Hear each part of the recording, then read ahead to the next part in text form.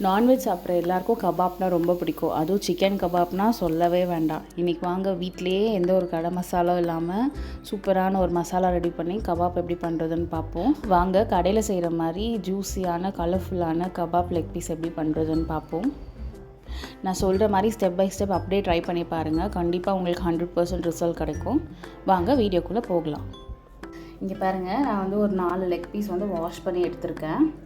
நீங்களும் இதே மாதிரி ஆல்ரெடி நான் கட்ஸ் போட்டு வாங்கிட்டு வந்திருக்கேன். உங்களுக்கு நீங்கள் வந்து இல்லைனா நீங்கள் வீட்டிலே இந்த மாதிரி ரெண்டு சைடு இப்படி லைன் போட்டுக்கோங்க. அப்போ தான் நம்ம போடுற மசாலா நல்லா சிக்கனில் வந்து ஊறும். முக்கியமான விஷயம் என்னென்னு பார்த்தீங்கன்னா, இங்கே ஒரு வந்து ஒயிட் கலராக ஒரு நிறம் மாதிரி ஒன்று இருக்கும். ஸோ இது வந்து நம்ம வந்து கட் பண்ணிடலாம் லைட்டாக. இங்கே பாருங்கள், ஸோ இந்த போர்ஷன் வந்து நம்ம வந்து கட் பண்ணிடணும். அப்போ தான் வந்து இப்போ பாருங்கள், நம்ம கபாப் போடும்போது கொஞ்சம் கொஞ்சமாக இந்த ப்ளட்லாம் வரும், இல்லை ப்ராப்பராக மசாலா வந்து ஊறாது, சிக்கனில் க்ளீனாக இறங்கியிருக்காது. ஸோ இந்த மாதிரி ரீசன்லாம் இருக்கிறதுக்காக தான் நம்ம வந்து முதல்ல இது வந்து கட் பண்ணிக்கிறோம்.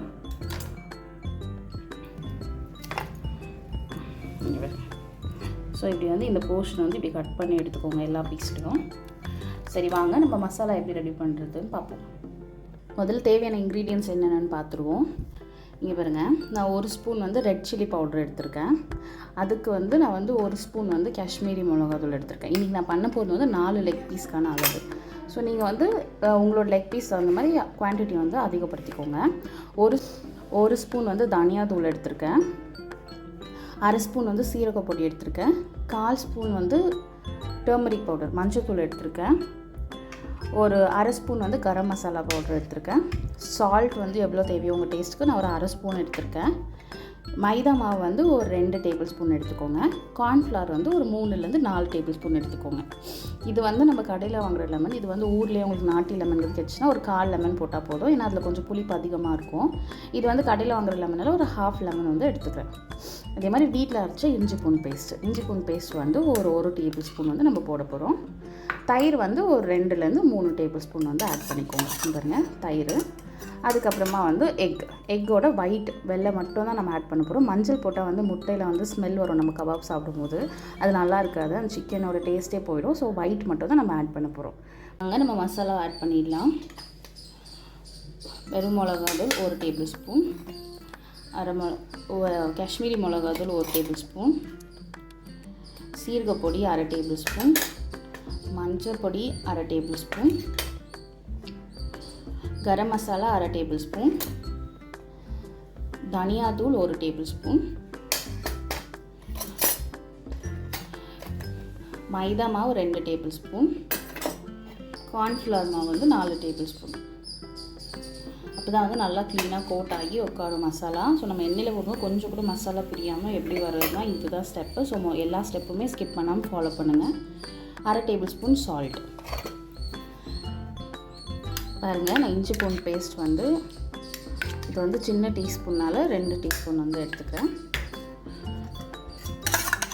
தயிர் ஒரு 3 டேபிள் ஸ்பூன் எடுத்துக்கிறேன்.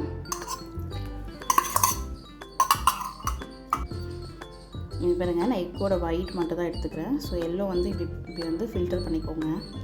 பாருங்கள், ஒரு 1/2 லெமன் ஜூஸ் மட்டும் எடுத்துக்கிறேன்.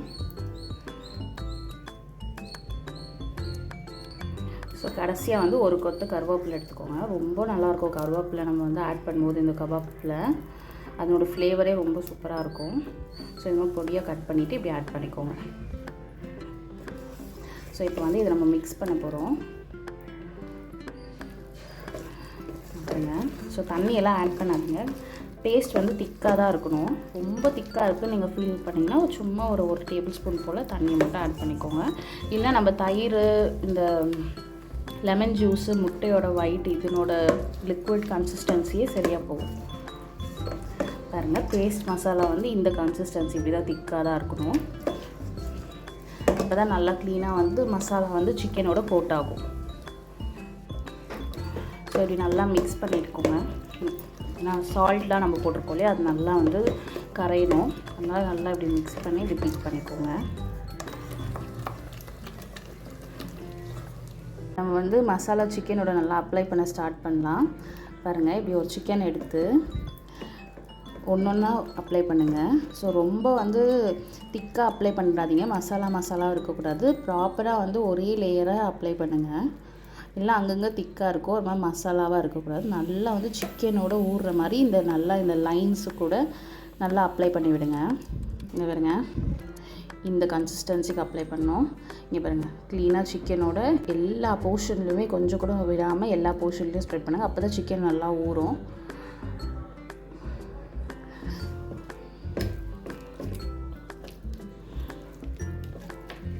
ஸோ இந்த கபாப் மசாலா வந்து நீங்கள் வேறு எந்த டிஷ் எந்த கபாப் போட்டுக்க வந்தாலுமே நீங்கள் இந்த மசாலா ஃபார்முலாவே நீங்கள் ட்ரை பண்ணலாம். ரொம்பவே நல்லா வரும். வெஜ்ஜு, நான்வெஜ், காலிஃப்ளவர் பக்கோடா, வேறு எல்லா பக்கோடா நீங்கள் எது போடுறதா இருந்தாலுமே இந்த கபாப் மசாலா கரெக்டாக இருக்கும். பாருங்கள், மசாலா க்ளீனாக வந்து ஒரே ஒரு லேயர் தான் நம்ம வந்து கோட் பண்ணியிருக்கோம். மசாலா இருக்குதுன்னு சொல்லிவிட்டு அதிகமாக ஸ்ப்ரெட் பண்ணாதீங்க. கரெக்டாக சிக்கனுக்கு எவ்வளோ தேவையோ அவ்வளோ மட்டுமே நீங்கள் ஸ்ப்ரெட் பண்ணி ஆட் பண்ணிக்கோங்க. ஸோ இது வந்து ஒரு 2 hours வந்து ஊறட்டும். ஒரு 1.5 to 2 hours கம்பல்சரி ஊறணும். அப்போ தான் வந்து சிக்கன் ரொம்ப ஜூஸியாக டேஸ்ட்டாக வரும். ஸோ நம்ம இது ஒரு 2 hours வந்து டிஸ்டர்ப் பண்ணாமல் ஊற விட்டுடலாம்.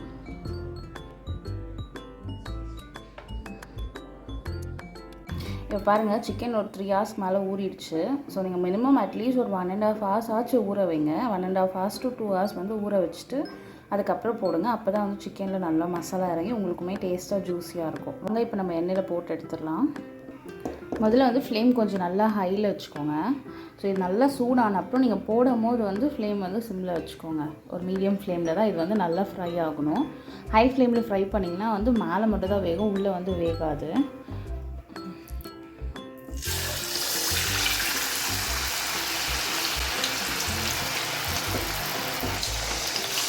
ஸோ நான் வந்து 2 தான் போட்டு எடுக்கிறேன். ஸோ அதுக்கான ஸ்பேஸ் வந்து வேகத்துக்கு கிடைச்சாதான் அது வந்து ஒழுங்காக வெளியிலேருந்து வெந்து உள்ளே வேகும். கொஞ்ச நேரம் வந்து இது எதுவுமே கலராதுங்க. கொஞ்சம் மசாலாலாம் அது நீங்கள் இப்போவே கலர ஆரம்பிச்சிங்கன்னா மசாலாலாம் உங்களுக்கு கரண்டில் ஒட்டிட்டு வந்துடும். ஸோ 2 நிமிஷம் போல் அப்படியே விடுங்க. ஃப்ளேம் வந்து இப்போ சிம்மில் வச்சுக்கோங்க. மெதுவாக வந்து உள்ளே வெந்து அதுக்கப்புறம் வெளியில் வேகணும். ஸோ இது நம்ம வந்து 2 டைம் வந்து வேக வைக்க போகிறோம். பாருங்கள், ஒரே ஒரு கொஞ்சம் கூட வந்து மசாலா வந்து எண்ணெயில் பிரியவே இல்லை. உங்களுக்கே தெரியுதுங்களா? எண்ணெய் பாருங்கள் எவ்வளோ கிளியராக இருக்குது. கொஞ்சம் கூட வந்து மசாலா வந்து வெளியில் வரவே இல்லை. ஸோ இதை வந்து கரெக்டான கன்சிஸ்டன்சியில் நம்ம வந்து மசாலா வந்து போட்டிருக்கோன்னு அர்த்தம்.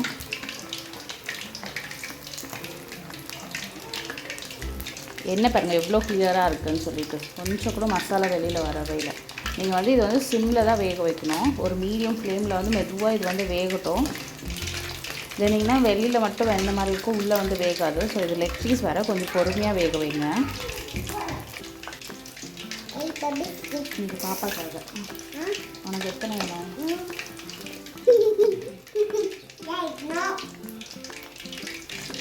இப்போ பாருங்கள், ஒரு 4-5 நிமிஷம் ஆயிருக்கு. ஸோ இப்போ நம்ம வந்து இது வெளியில் எடுத்துருவோம்.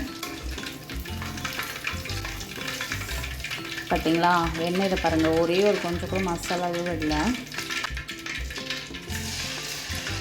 ஸோ இப்போ ஃப்ளேம் கொஞ்சம் ஹையில் வச்சுக்கோங்க.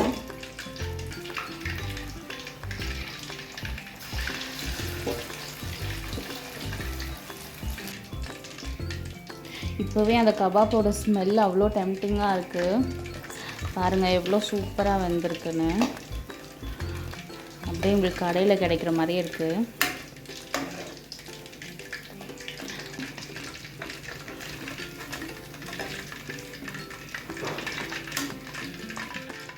பாருங்கள், இப்போ வந்து எல்லாத்தையும் இப்போ வந்து ஃப்ளேம் வந்து ஹையில் வச்சு ஒரு 2 நிமிஷத்துக்கு அப்புறம் எல்லாத்தையும் போட போகிறோம். 4மே ஒரே டைம் போட போகிறோம். போட்டுட்டு ஒரு 2 நிமிஷம் போல் ஹை ஃப்ளேமில் வச்சு எடுத்துருங்க. அதுதான் இப்போ எடுத்துருவோம்.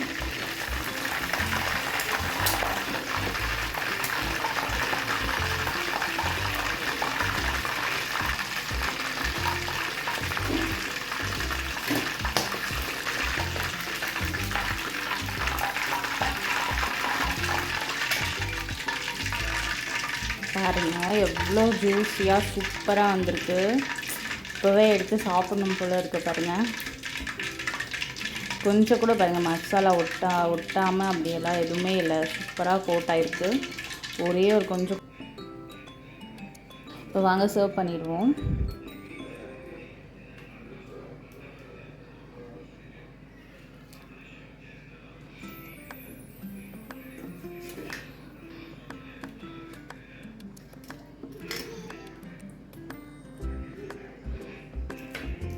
பாருங்கள், கடை ஸ்டைலில் சூப்பரான நம்மளோட கபாப் எப்படி ரெடியாக இருக்குது பாருங்கள். ஸோ நீங்கள் செஞ்சு பார்த்தீங்கன்னா திரும்ப திரும்ப உங்கள் வீட்டில் இருக்கிறவங்க இதே கேட்பாங்க. கண்டிப்பாக இந்த டிஷ்ஷை நீங்கள் வீட்டில் ட்ரை பண்ணி பார்த்துட்டு கமெண்ட் செக்ஷனில் எப்படி வந்துச்சுன்னு சொல்லுங்கள். அதே மாதிரி நான் சொன்ன அதே மெஷர்மெண்ட்டோட கபாப் வந்து அதே திக்னஸோட அப்படியே திக்காகவே ஒரு லேயராக அப்ளை பண்ணி செஞ்சு பாருங்கள். ஸோ நிறைய பேர் வந்து கபாப் போட்டாங்கன்னா பஜ்ஜி மாதிரி மசாலா அப்படியே தனியாக ஒட்டிகிட்ருக்கோம். அது வந்து பிச்சாலுமே வந்து அந்த மசாலா தனியாக வரும், சிக்கன் தனியாக வரும். ஸோ அப்படியெல்லாம் எதுவுமே இல்லை இதில். இருங்க, நான் உங்களுக்கு பிச்சு காமிக்கிற பாருங்கள். இங்கே பாருங்கள், எப்படி சிக்கனோட எப்படி எவ்வளோ ஜூஸியாக எப்படி சாஃப்டாக சூப்பராக வந்திருக்கு பாருங்கள். வெளில எப்படி கிறிஸ்பியாக ஜூஸியாக உள்ள டெண்டரிங்காக இருக்குது பாருங்கள். மசாலா எப்படி சிக்கனோட சூப்பராக கோட்டாக இருக்குது பாருங்கள். கொஞ்சம் கூட வந்து வெளில வரவே இல்லை, எப்படி கிறிஸ்பியாக இருக்குது பாருங்கள். கிறிஸ்பியாக எப்படி சூப்பராக இருக்குது பாருங்கள். வாவ்! நீங்களும் இந்த டிஷ்ஷை வீட்டில் ட்ரை பண்ணி பாருங்கள். கண்டிப்பாக உங்களுக்கு பிடிச்சிருந்தா நம்ம சேனலை சப்ஸ்கிரைப் பண்ணுங்கள். மேலும் இதே மாதிரி வீடியோஸ்லாம் நிறையா அப்லோட் பண்ணிகிட்டே இருப்பேன். தேங்க்யூ. டாட்டா, பாய்.